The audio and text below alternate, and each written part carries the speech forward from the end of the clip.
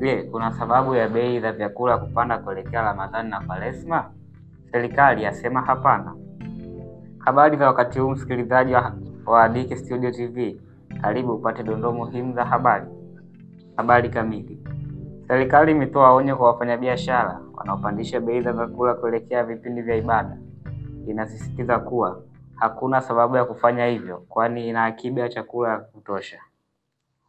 Akizungumza na waandishi wa habari, Waziri Mkuu Mwigulu Nchemba amesema kuwa Tanzania kwa sasa ipo katika hali nzuri ya upatikanaji wa chakula, hivyo wananchi hawapaswi kubebeshwa mzigo wa gharama zisizo na msingi. Kuelekea Kwaresma na mwezi mtukufu wa Ramadhani, hakuna kisingizio cha kupandisha bei kwa sababu kwa sasa tuna akiba ya chakula ya kutosha, amesema Dr. Nchemba.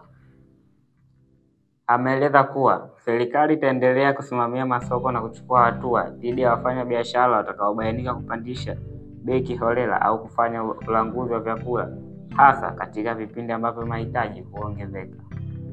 Serikali imewataka wafanyabiashara kuzingatia uzalendo, haki na ustawi wa wananchi, huku ikiahidi kuendelea kufuatilia mwenendo wa bei nchini.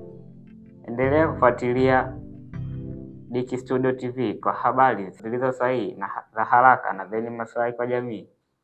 Pia usisahau kusubscribe channel yetu, kulike, kushare na kucomment ili uweze kupata habari zaidi na zenye mafanikio muda wote. Okay, cut.